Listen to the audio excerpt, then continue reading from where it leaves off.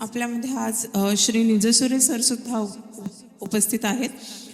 त्यांचा मुलगा अथर्व निजसुरे 2-3 बॅचेस पूर्वी त्याने जेई मेन्स आणि ॲडव्हान्स क्लिअर केली होती. तो सध्या NIT कर्नाटकमध्ये 3rd इयरला शिकतो आहे मेकॅनिकलमध्ये. तो आपल्या हॉस्टेलला पण होता रोटरीच्या. तर मी सरांना विनंती करते की त्यांनी 2 मिनिटात त्यांचं मनोगत व्यक्त करावं. सगळ्यांना नमस्कार. मी फक्त 2-3 मुद्दे मांडतो. पहिली गोष्ट म्हणजे माझा एक मित्र आहे डॉक्टर विनोद जोशी, त्यांच्यामुळे मला रोटरी शाळा समजली. आम्ही जाऊन बघून आलो आणि पहिल्या दिवशी बघितल्यावर असं वाटलं की ओके, इथे आपण ॲडमिशन घेऊ शकतो.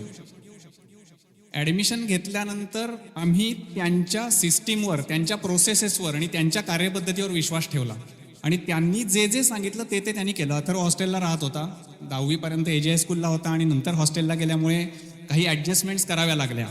मग त्याच्यामध्ये ते करत करत त्यांनी तिथल्या कार्यपद्धतीवर, तिथल्या अभ्यासाच्या सिस्टीम्स, त्यांच्या परीक्षा असतील, हे सगळं तो फॉलो करत गेला.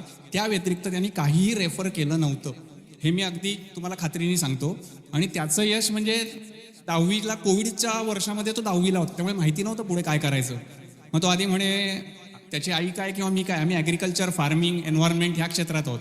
त्याला पण अशी फुलपाखरं वगैरे ओळखता यायची. आम्हाला वाटलं हा आमच्या क्षेत्रामध्ये येईल. तर आधी म्हणाला मी स्टॅटिस्टिक्स करतो. म्हटलं ठीक आहे. मग म्हणाला मी आर्किटेक्चर करतो.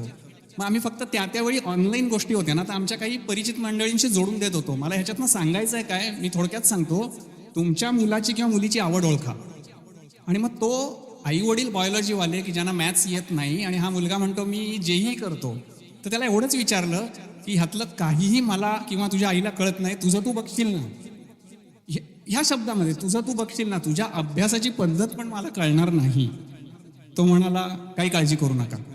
आणि त्याप्रमाणे त्यांनी तिथल्या सगळ्या गोष्टी फॉलो केल्या आणि आम्ही खूप समाधानी आहोत.